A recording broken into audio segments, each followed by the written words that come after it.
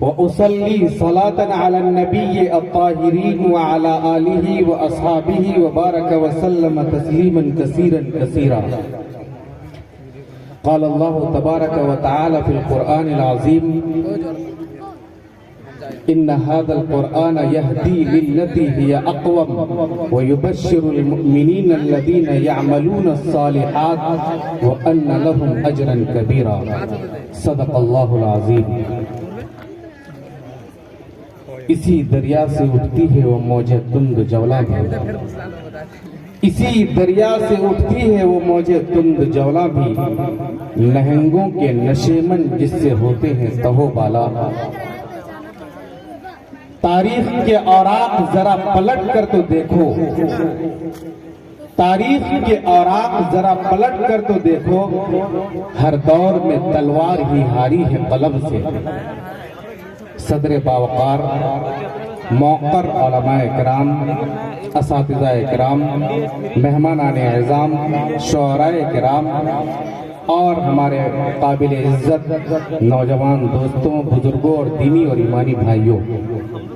پردہ نشی میری ماں اور بہنوں، قرآن کریم کی جس آیت کی میں نے تلاوت کی ہے، اللہ رب العزت نے اس آیت کے ذریعے سے پوری انسانیت کو ایسے ایسے اسباق دیے ہیں جس اسباق کے ذریعے سے وہ انسانی دنیا میں اور اس دنیا کے بعد دار بقا میں ایسی کوچ کرے گا کہ ایک انسان سنہری زندگی وہاں بسر کر سکتا ہے. قرآن کے ذریعے سے اللہ رب العزت نے علم کا وہ بگل مکہ مکرمہ میں پھونک کر حضور پاک علیہ السلام اور نبی علیہ السلام کے صحابی اور صحابیات، صفہ نبوی، ان تمام کو سامنے رکھتے ہوئے اللہ کے رسول صلی اللہ علیہ وسلم نے پوری انسانیت کو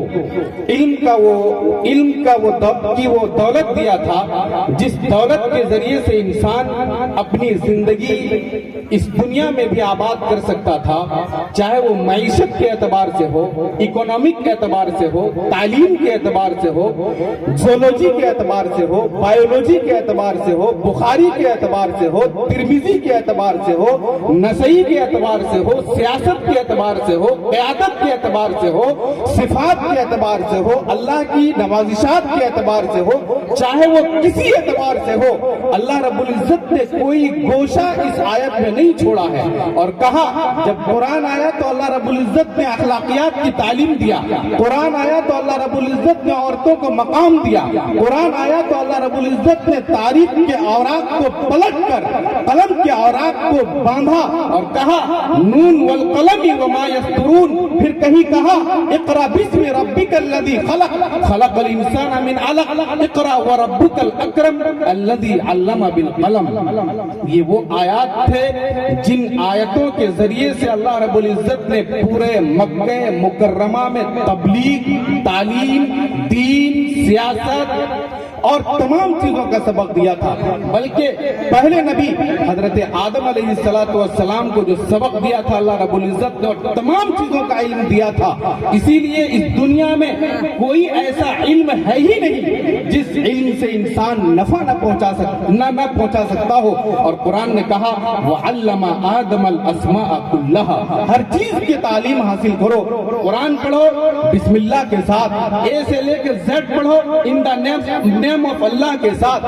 کھا پڑھو اللہ کے نام کے ساتھ، زولوجی پڑھو اللہ کے نام کے ساتھ، بایولوجی پڑھو اللہ کے نام کے ساتھ، اللہ کے دین کی تبلیغ کرو اللہ کے نام کے ساتھ،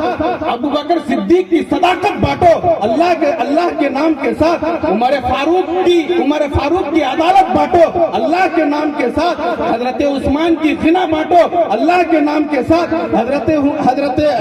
علی کی شجاعت بانٹو اللہ کے نام کے ساتھ، حضرت خالد کی کرامت بانٹو اللہ کے نام کے ساتھ. الغرض پوری دنیا میں آپ کا چرچا اسی وقت عام ہو سکتا ہے جب آپ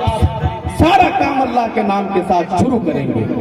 ورنہ تعلیم صرف نوکر بننے کے لیے رہ جائے گی، نوکری لینے کے لیے رہ جائے گی۔ اگر تعلیم سیکھنا ہے تو غلامان مصطفیٰ سے سیکھیے، اگر تعلیم سیکھنا ہے تو حضرت ابو بکر صدیق سے سیکھیے، اگر تعلیم سیکھنا ہے حضرت عائشہ سے سیکھیے، اگر قربانی سیکھنی ہے حضرت سمیہ سے سیکھیے، اگر ڈاکٹری سیکھنی ہے حضرت رفیدہ سے سیکھیے، اگر دنیا کی تمام طاقتور چیزیں تمہارے سامنے ہو تو اپنی طاقت کو سامنے رکھ کر یلغار کیجئے، حضرت عمر فاروق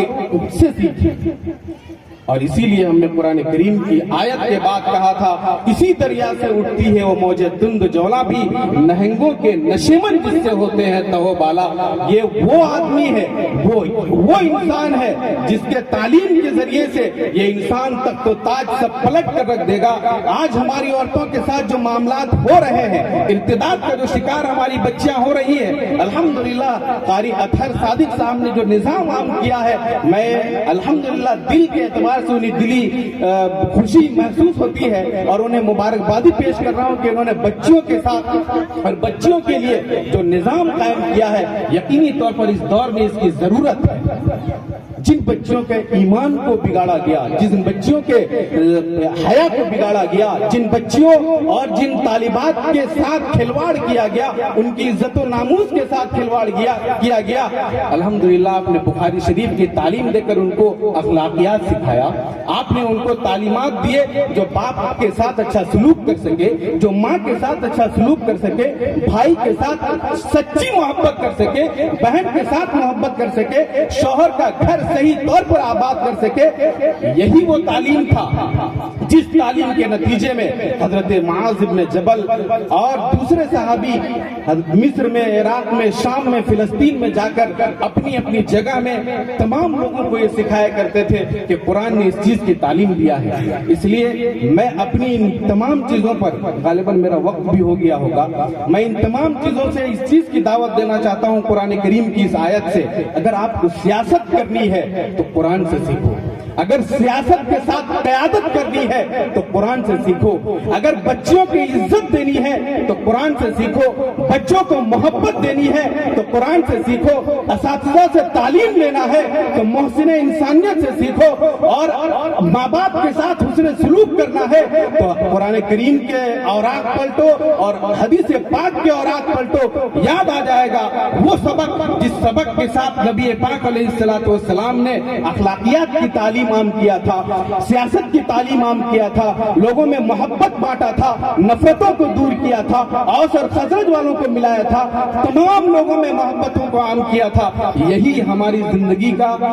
اور بالخصوص ابھی کے دور کے ہندوستان کا یہی مقصد ہونا چاہیے، ورنہ آئے پر میں نہیں بول سکتا ہے۔ NRP آنے ہی والا ہے، NRC آنے ہی والا ہے، آپ کو ایسے ہی کھدیڑ کر دور کر دیا جائے گا۔ اس لیے ضرورت اس بات کی ہے کہ ابھی ایمان کو تازہ کیجئے، اپنے ایمان کے ذریعے سے کسی غیر کو اپنے دل میں جگہ مت دیجئے، قرآن کریم کے ساتھ اپنی تلاوت کو عام کیجئے، تلاوت کے ساتھ تفسیر کی دعوت دیجئے، حدیث پاک سے رشتہ جوڑیے اور نبی پاک علیہ السلام کی سنتوں پر عمل کیجئے۔ میں یقین کے ساتھ کہہ سکتا ہوں وَلَا تَهِنُوا وَلَا تَحْزَنُوا وَأَنْتُمُ الْأَعْلَوْنَ إِن كُنتُم مُؤْمِنِينَ، تم اس سر بلند رہو گے، تم اونچے دیکھے جاؤ گے، آسمان کی بلندی میں تمہارا ہی نام ہوگا اگر مؤمن بن کر زندگی گزارو گے، ایمان کے ساتھ زندگی گزارو گے، سنت کے ساتھ زندگی گزارو گے، قرآن کریم کی تلاوت کے ساتھ زندگی گزارو گے، اور نبی پاک علیہ السلام کی سنت پر عمل کرتے ہوئے اگر زندگی گزارو گے